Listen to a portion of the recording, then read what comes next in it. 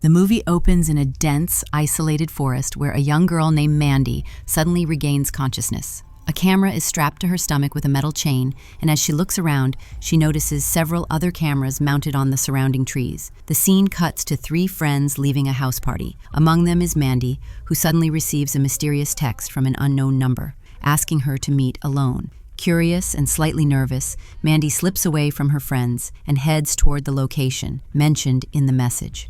As she walks through the quiet, dimly lit streets, an uneasy feeling creeps over her. She senses someone following her. Suddenly, another message pops up on her phone, this time just a clown emoji. Before she can process it, 2 masked figures wearing clown masks silently appear behind her. One grabs her from behind, while the other covers her mouth with a cloth. Within seconds, Mandy collapses into unconsciousness. When Mandy wakes up, she finds herself back in the same forest, confused, terrified, and disoriented. As she stumbles through the woods, she notices missing person posters scattered on the ground and pinned to trees. Then, her heart stops. One of the posters shows her own face. Panic floods through her as reality sinks in, but before she can react, the same 2 clown-masked figures reappear. She tries to run, but they grab her and inject something into her arm. Within moments, her vision blurs and darkness consumes her once again. This time, when Mandy opens her eyes, she's tied to a chair in front of a mounted camera. Suddenly, a deep, mechanical, and chilling voice echoes all around her. "Smile for the camera, Mandy. You're part of the murder show now." Her breathing quickens as she realizes what's happening. A live stream is running, broadcasting her every move to thousands of viewers worldwide. The chat floods with disturbing comments, viewers suggesting different ways to kill her. Moments later, before the eyes of the live audience, Mandy is brutally murdered on camera. The next morning, authorities discover a mutilated body deep in the forest. DNA confirms it's Mandy. News of her horrifying death spreads like wildfire across the country. But Mandy's case isn't the first. Similar killings have been happening for months, and yet the police remain clueless about the culprits or their motives. The only question I'm left with is... The story then shifts to a popular podcast studio where well-known YouTuber Ethan is hosting his live show. He discusses the terrifying murder show that claimed Mandy's life. His voice trembles with frustration as he says, "It's sickening that people are watching real murders online, and the demand for these streams is skyrocketing on the dark web." Ethan slams the authorities. "It's insane. Regular people can access these websites so easily, but somehow the police can't track a single damn one of them." He quickly clarifies that he doesn't hate law enforcement, he just wants them to do their job. Suddenly, Ethan's phone rings, an anonymous call. When he answers, he hears nothing but a woman's blood-curdling screams, followed by silence.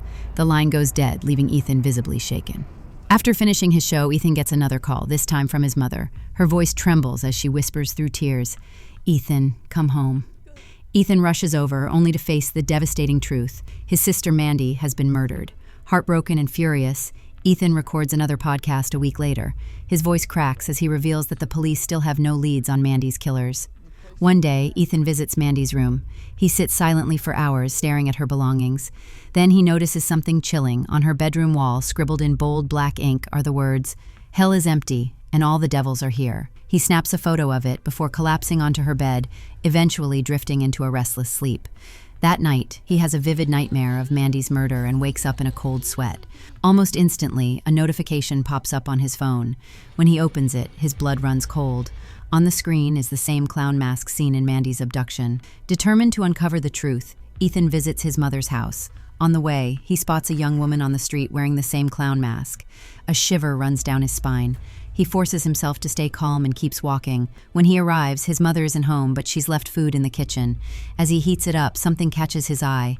Outside the kitchen window, the same masked girl is standing in the yard, staring directly at him. Ethan bolts outside, but the yard is empty. Shaken, he returns inside, where his mother has finally arrived. She notices his pale face and asks what's wrong, but Ethan brushes it off, saying he's just upset about Mandy. With tears streaming down her face, Ethan looks at her and promises, "No matter what it takes, I'll find out who killed Mandy." Later that night, Ethan's phone buzzes again, a series of new messages. When he opens them, his stomach drops. The images are graphic photos of Mandy's dismembered body. Ethan's grief transforms into pure rage.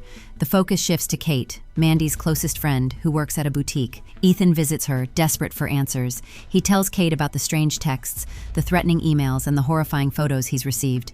Among the files is a picture of Kate and Mandy together, raising Ethan's suspicions. He demands that Kate tell him everything she knows. After hesitating, Kate finally breaks down and reveals the truth. She explains that she, Mandy, and another friend once stumbled across a dark web portal hosting live-streamed torture shows. In one horrific stream, viewers paid money to request different forms of abuse. Out of curiosity, Mandy once sent a request for the girl's fingernails to be cut. But instead, the captors slit the girl's throat live on camera. The three were traumatized, carrying crushing guilt ever since. Kate says she tried reporting the site to the police, but the link kept changing, making it impossible to trace. Ethan decides to seek help from someone he knows, a notorious hacker known only as Shadow Monkey. Kate also reveals that videos of these murder shows still exist on the dark web. Horrified but determined, Ethan finds one of the streams and presses play. The video begins with an ominous voice. "We never reveal our identities because we are the rulers of the dark world." It explains that to unlock the murder show, viewers must solve a series of puzzles and challenges, but anyone who succeeds becomes their next target. Ethan solves the puzzles and gains access to a live broadcast. Suddenly, his phone buzzes again, a photo of him and Kate taken in real time. Terrified, they scan their surroundings but see no one. Desperate, they track down Shadow Monkey. At first, he refuses to help, warning that if they're already being watched, they're in serious danger. But after Ethan lashes out in frustration, Shadow Monkey reluctantly agrees. Kate, still skeptical, whispers to Ethan, "I don't think he's going to help us." Ethan replies firmly, "He's helped me on 6 other cases. He's weird, yeah, but he's the best." Kate then remembers a detective's business card she received after Mandy's death and gives it to Ethan. But when Ethan tries calling the number, the line is dead. They agree to visit the detective in person the next morning. Later, Kate is back at her boutique, talking to Ethan over a video call. Their bond grows as they discuss the case until suddenly, the lights go out. Kate slowly approaches the fuse box when she hears strange noises behind her. Turning around, she sees a creepy clown toy on a shelf, playing a distorted melody.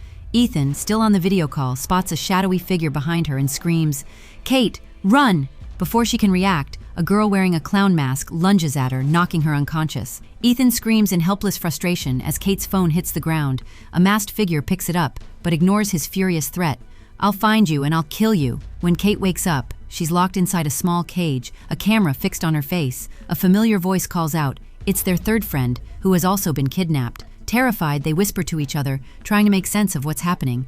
But before they can figure anything out, masked captors arrive and drag the third friend away, her screams echoing through the room. Moments later, another masked figure enters, carrying a large syringe. Kate barely has time to react before he injects her. Her vision fades to black. Meanwhile, we see Ethan arriving at the police station to help Kate. There, he meets Detective Sawchuk, the same detective whose business card Kate had given him earlier. Ethan tells him everything about the dolls found at locations where girls and other victims had been kidnapped.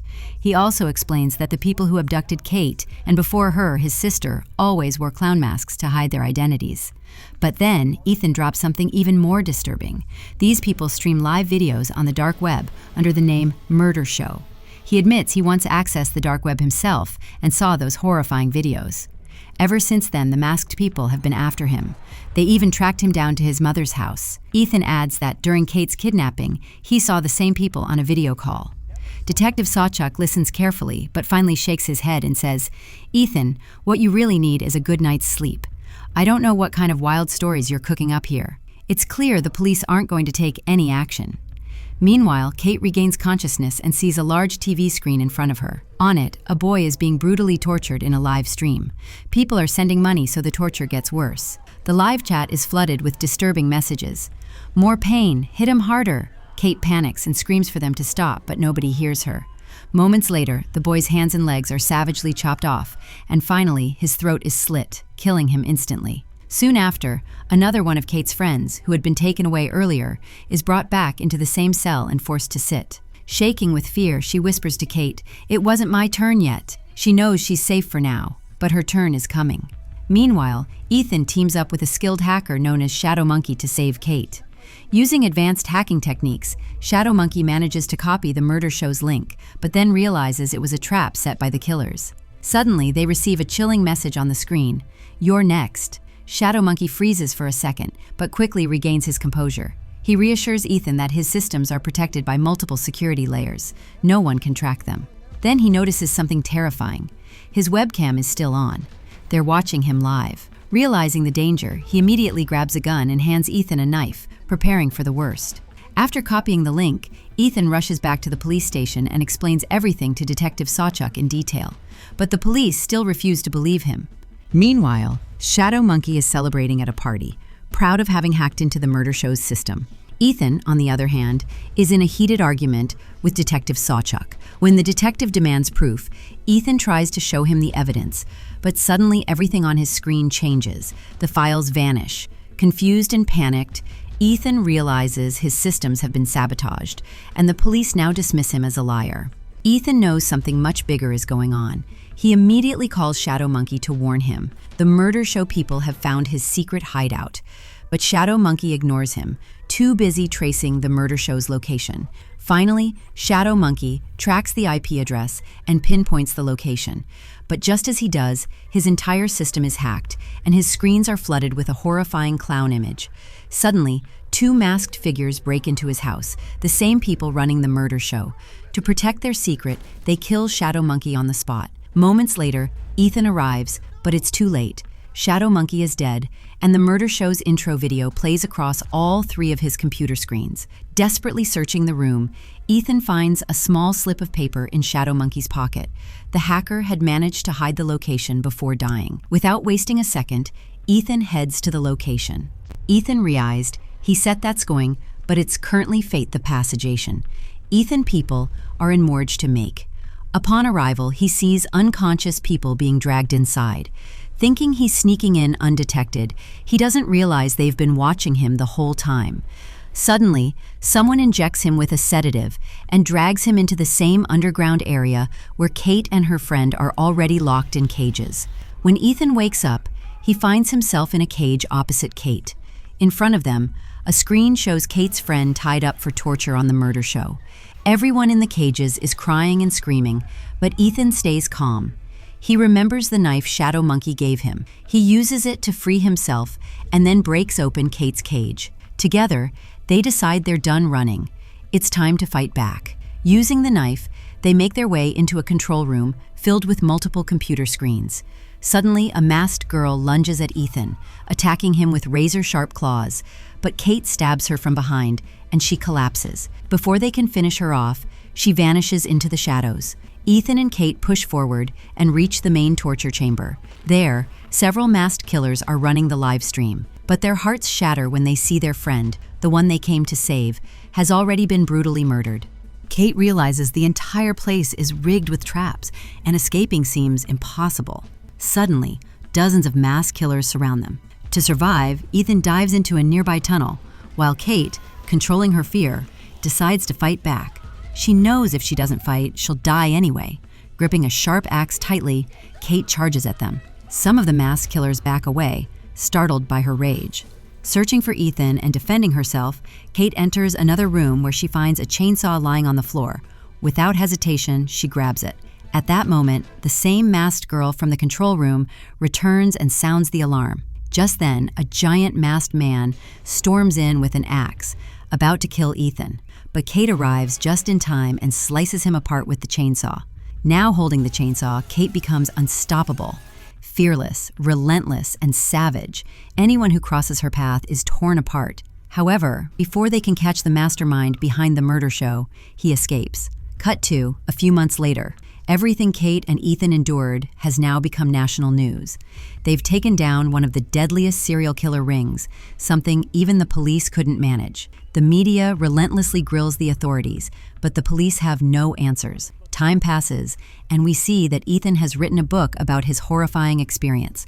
The book becomes a bestseller, and Ethan turns into an overnight celebrity. Fans line up for autographs, and his life seems to be getting back on track. Ethan now lives with Kate, trying to build a new life together. But deep down, both of them still live in constant fear. afraid that the last masked clown might return for revenge. Ethan even keeps a gun on him at all times, whether he's at home or just taking out the trash. His finger always rests on the trigger. One night, while throwing out the garbage, Ethan notices a missing poster.